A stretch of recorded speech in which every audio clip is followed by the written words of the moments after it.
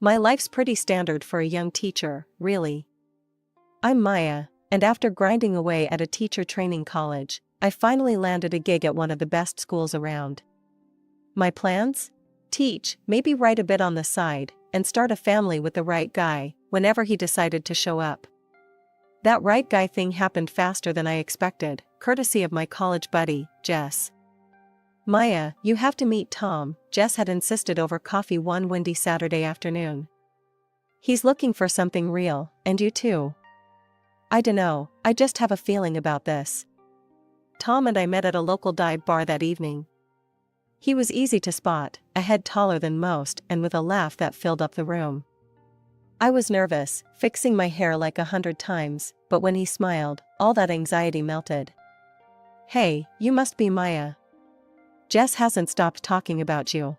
No pressure, right? Tom joked, pulling out a chair for me.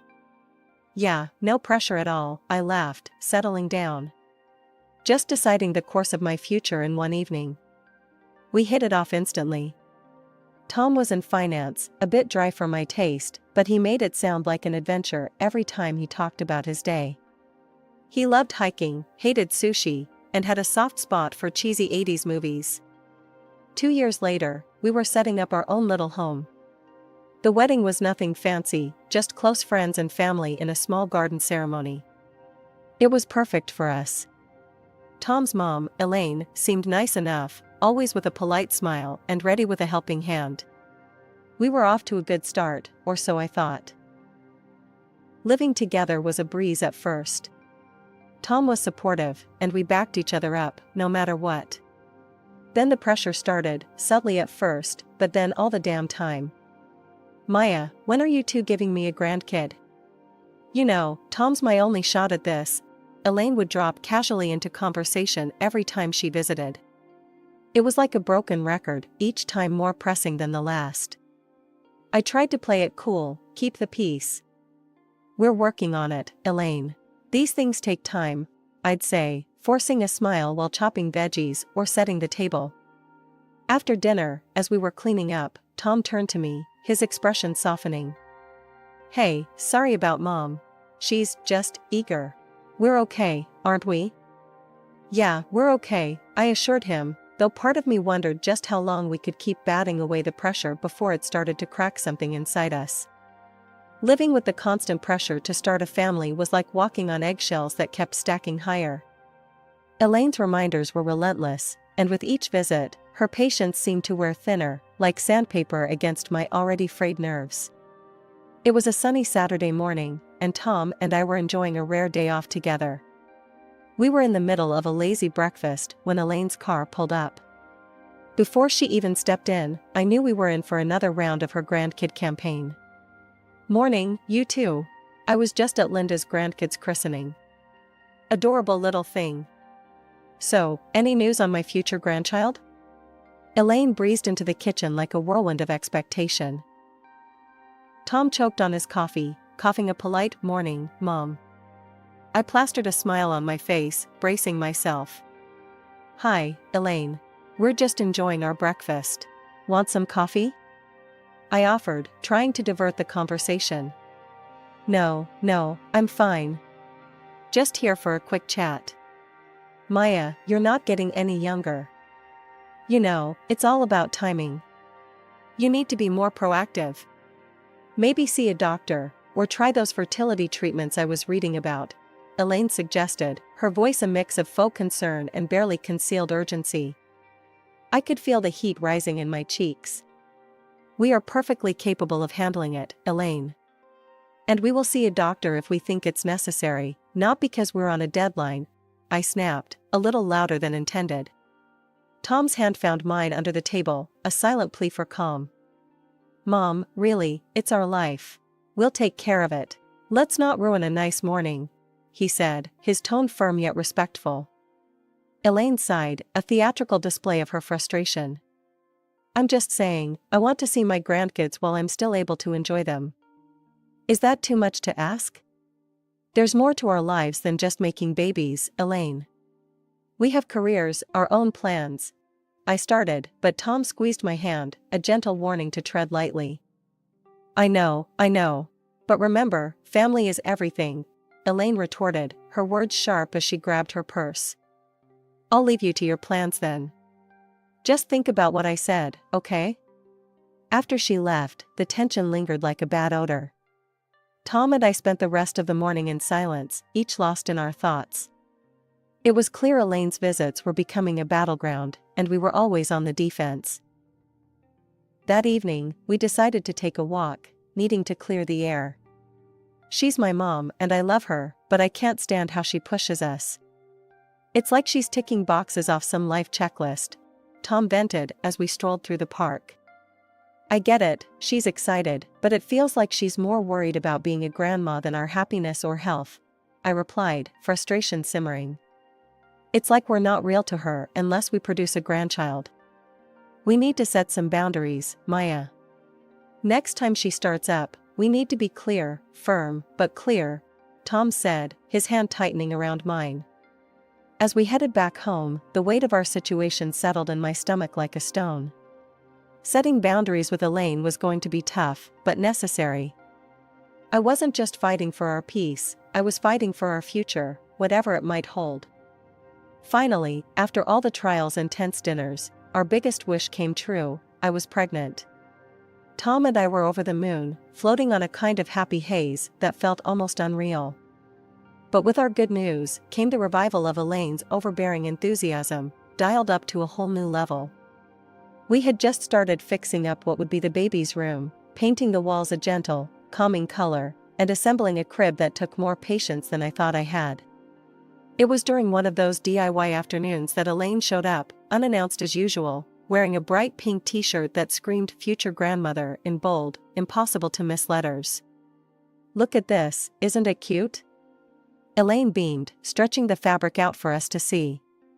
Got it custom made. Elaine, could you maybe not announce it to everyone yet? We're still early in the process, and, just trying to be cautious. I tried to sound as gentle as possible, hoping to temper her excitement without sparking an argument. Oh, honey, when you've got news this good, you shout it from the rooftops. Everyone's thrilled for us. Elaine's voice rose with each word, her excitement bubbling over like a pot left too long on the stove. The next few weeks were a blur of Elaine's constant check-ins. She was always calling or dropping by, armed with old wives' tales about pregnancy do's and don'ts, making sure I ate this and avoided that, fussing over my schedule and sleep. It was suffocating. Elaine, I appreciate your help, really, but you hovering like this is stressing me out, I finally snapped one evening after she lectured me on the importance of prenatal yoga for the umpteenth time. The pressure didn't let up, though, and neither did my schedule. Balancing teaching with pregnancy wasn't easy, but I was determined to keep things as normal as possible.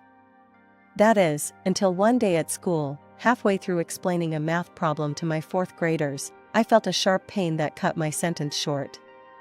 The room spun, the chalk slipped from my hand, and then darkness.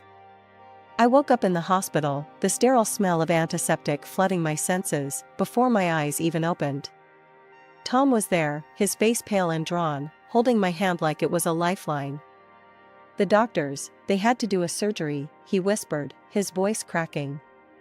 It was serious, Maya. You almost didn't, we lost the baby. The words hit like a physical blow, knocking the wind out of me. Tears streamed down my face, uncontrollable, bitter. I was alive, but at what cost? The doctor came in, his face somber as he adjusted his glasses. Maya, I'm afraid the complications were severe. You won't be able to have children in the future. This was a very rare and unfortunate situation. The room felt colder, the walls seemed to close in. I lay there in the hospital bed, the weight of this new reality settling heavily on my chest. Tom squeezed my hand, his presence a small comfort in the vast ocean of my grief. Just when I thought things couldn't get any worse, Elaine stormed into my hospital room like a whirlwind of misplaced anger and desperation. I heard what happened. So, when are you trying again? We need to start planning, she blurted out the moment she entered, barely even acknowledging my state. I was still hooked to a drip, the dull throbbing in my abdomen a constant reminder of what I'd lost. Elaine, I can't have children anymore. The surgery, my voice broke, the reality hitting me again like a cold wave. What do you mean you can't? That's nonsense. Elaine's face turned a shade of red I'd never seen before. She stormed out of the room, presumably to find a doctor who would contradict the irreversible truth. Tom held my hand, his eyes filled with silent apologies for his mother's harshness. It wasn't long before Elaine returned, her fury now fueled by the confirmation of my condition. They said what? This is absurd. You've taken away my chance to be a grandmother. She was yelling so loud that a nurse peeked inside, her eyes wide with concern. Mom, please. Tom interjected. This isn't helping. Maya needs rest. Rest? What she needs is to think about her family, about us. This is selfish. Elaine's words were like daggers, each one slicing through the little composure I had left. I'm not choosing this, Elaine. Why can't you understand? I almost died, I said, my voice a mixture of pain and frustration. Elaine's eyes narrowed. If you were more careful, this wouldn't have happened. You've always been too career-focused. Maybe that's why. Enough. Tom's voice boomed across the room. Mom, leave. Now. We'll talk when you're ready to be reasonable. But she wasn't done. Turning to me, her voice venomous, she hissed, You're not worthy of my son. You can't give him what he needs. You're not a real woman. Her words stung, burning into my memory.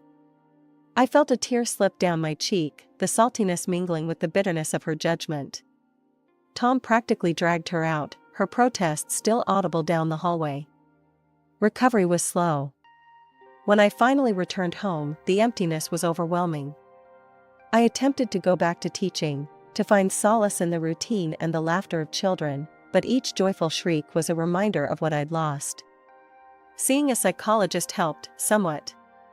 You need to grieve, Maya, not just for your child, but for the part of your life that is now behind you, Dr. Peterson told me in one of our sessions. Her words, meant to heal, somehow also underscored the finality of my loss. One day, amidst a particularly difficult week, I made a decision. I can't teach right now, I confessed to Tom over a quiet dinner. I see them, and I see what I lost. I'm thinking of the library. It's peaceful, quiet. So, I took a position at the local library, leaving the bustling corridors of the school for the muted aisles lined with literature and quiet patrons. It was a place where my heart could start to mend, away from the prying eyes and the heavy expectations. Even after the shift to the quiet life of the library, Elaine's shadow loomed over us, her persistence on the topic of grandchildren unyielding. Her approach became more invasive, her accusations more pointed as the days turned into months. It was my birthday, a day I hoped would be filled with light-hearted moments and a break from the relentless pressure. As I was about to cut the cake, Elaine cornered me in the kitchen, her voice a hissing whisper. When are you going to fix this, Maya? You need to give Tom children. She spat, her words stinging with venom. I froze, the knife in my hand trembling slightly. Elaine, Tom and I have been thinking about adoption. It's a beautiful way to form a family, I replied, my voice steady despite the turmoil inside. Adoption? Over my dead body. Elaine exploded, her face contorted with disgust.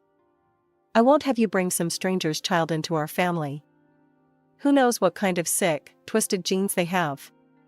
No grandchild of mine will come from someone who couldn't even keep them. Her outburst echoed through the kitchen, and a hushed silence fell over the nearby living room. I felt the eyes of everyone on us, their presence a heavy blanket. That's enough, Elaine. I snapped, the knife clattering to the countertop as I faced her squarely. You don't get to decide how Tom and I build our family. This is our life, our choice. Elaine's eyes narrowed, and with a huff, she stormed out of the kitchen, slamming the door behind her with a force that made the windows rattle. The room remained silent, the joy of the day sucked out with her departure. The seed of discord Elaine planted grew rapidly. The whispers started subtly at first, a nudge here, a look there, suggesting I had been reckless during my pregnancy. The rumors morphed into malicious gossip that I had been drinking and behaving indecently, which supposedly led to my miscarriage. Fury built up in me like a storm. One evening, after overhearing a particularly nasty version of the rumor from a so-called friend, I confronted Elaine over the phone. "Elaine, this has to stop now. Spreading lies about me is not only hurtful, it's slander. And I won't tolerate it anymore. If I hear one more rumor, I'm going to the police, and I will sue you for libel," I threatened, my voice cold and hard. There was a pause on the other end of the line, a moment of silence that felt like the calm before a storm. Finally, she spoke, her voice low and devoid of its usual fire. "You wouldn't dare. Try me, Elaine. I'm done playing nice." After that call, the rumors stopped as suddenly as they had started. But the damage was done. The relationship was strained, the family gatherings now marked by a chilly formality that even the warmest smiles couldn't thaw. Life seemed to have returned to normal, but everything has changed, thanks to some perverted sense of humor. One morning, I found the first of many electronic postcards in my inbox. The image showed a smiling family, 2 parents with children playing around them, the picture of happiness. Below it, in cruel, stark letters, was written, "You will never be a mother." My heart sank, and a shiver ran down my spine. Who would send something so hateful? As if that wasn't enough, the physical manifestations of this hatred soon followed. One afternoon, upon returning from work, I found a box on our porch. Inside, grotesquely smeared with ketchup, were dolls. Attached was a note that twisted the knife deeper. "This is your fault. You are to blame for losing your child." I was horrified. Each new message, each package, felt like a blow to my already fragile state. Tears were my constant companions as I tried to grapple with the cruelty of these attacks. "Tom, look at this," I said one evening, handing him another vile package. My hands were shaking, my voice barely a whisper. "It's too much. I can't take it anymore." Tom was quick to act. "The neighbor, Mr. Jennings, he's got cameras all over his place. Maybe he caught something on video." We approached Mr. Jennings the next day, who was more than willing to help. He played back the recordings, and there, in clear, undeniable footage, was Elaine. The sight of her, stealthily placing those ghastly parcels at our door, was both a relief and a fresh hell. "Can't believe Mom would go this far," Tom muttered, disgust written all over his face. Armed with the evidence, we confronted Elaine at her house. The video was paused on the screen, her image frozen in the act of hatred. "Look at this, Mom. How could you?"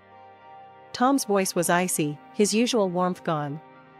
He pushed the laptop towards her, the betrayal in his voice echoing around the room. Elaine glanced at the screen, her expression unreadable for a moment. Then, without a hint of remorse, she shrugged. "She's spoiled goods, Tom. An inferior woman who can't carry on the family line. I did what I had to do, for you, for the family's sake." Tom stepped in front of me, his posture protective. "If you can't accept Maya, then you can't be a part of our lives. This is your last chance, Mom. Apologize, or we're done."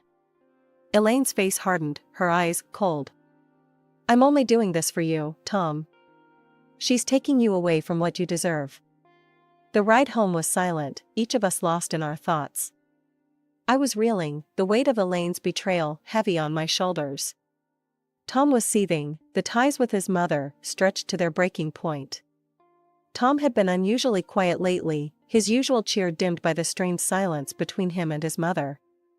It was clear he missed her, despite everything. So, when the Christmas invitation from Elaine came, I agreed for his sake, hoping against hope for some sort of reconciliation. We arrived to a house bustling with relatives and friends, the air thick with the scent of pine and mulled wine. Elaine greeted us with a tight smile, her eyes darting nervously.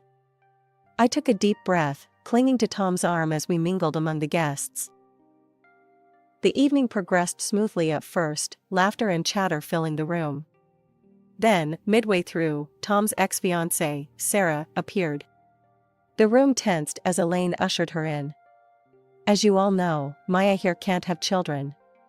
So, I think it's time Tom reconsidered his options." Sarah is more than willing to take her place and give me the grandchildren I deserve, Elaine announced, her voice ringing clear and cruel. The silence that followed was suffocating. I stood frozen, my heart pounding in my ears. Tom's voice, low and furious, broke the silence. Mom, what are you talking about? I didn't agree to any of this. I couldn't hold it in any longer. How could you? My eyes scanned the crowd, landing on each face as I continued. Elaine has been tormenting me. Sending me hateful messages, leaving disturbing packages at our door. I pulled out my phone, showing the video from Mr. Jennings' camera. The footage played, revealing Elaine's vile actions for all to see. Murmurs of shock and disgust rippled through the room. Sarah, looking equally horrified, stepped forward.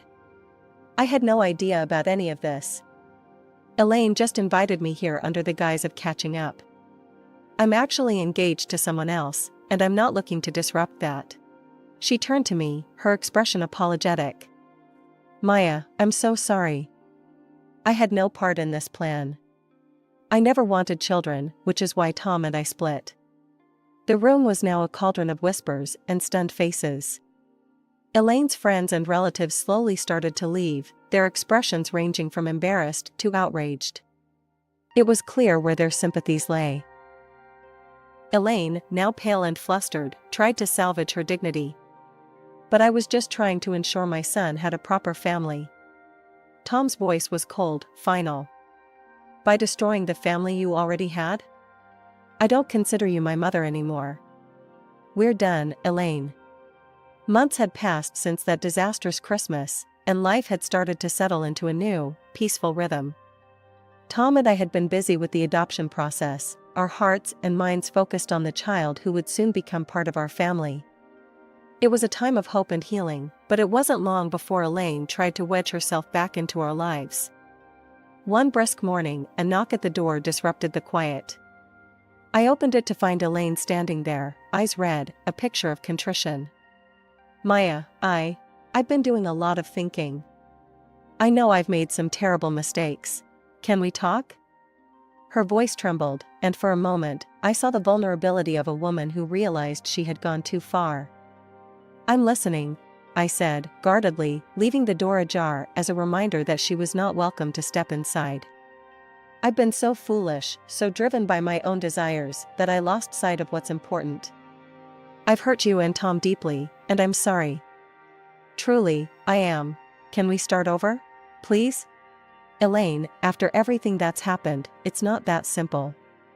Tom and I are moving forward with adopting a child.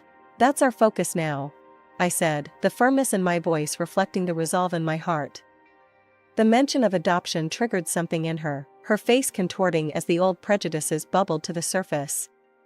You can't seriously be considering bringing someone else's child into this family. It's wrong. That's exactly what we are doing, Elaine. And it's not your decision. It's ours. I shot back, my patience fraying. This is madness, Maya. You're making a mistake. A real family. No, Elaine. We're done here. Without waiting for her to respond, I closed the door firmly in her face, the click of the latch sounding like the final seal on our relationship. Inside, Tom was standing at the top of the stairs, having heard the exchange. Everything okay? He asked, coming down to join me. I think it finally is, I said, leaning into his embrace. I told her we're adopting, and she didn't take it well. It's really over this time. Tom nodded, his expression resolute. Let's make it official then. Together, we blocked Elaine's number on our phones and sent messages to our friends and family, explaining that we had decided to sever ties with her for the sake of our future family's peace and well-being. The adoption process moved forward, and each step brought with it a surge of excitement and anticipation. We filled out forms, attended interviews, and prepared a room filled with love and the promise of new beginnings. As the waiting drew to a close, I felt a pull towards my old life, the classroom. I returned to teaching, the joy of interacting with the children rekindling a light within me that had dimmed during those dark times. Standing in front of my class, I realized how much I had grown, how resilient I had become. The children's laughter echoed through the halls, a sweet sound that filled the empty spaces left by lost dreams. It reminded me that while some doors close, others open. And behind this new door was a future bright with the colors of hope and the laughter of a child who would call us mom and dad.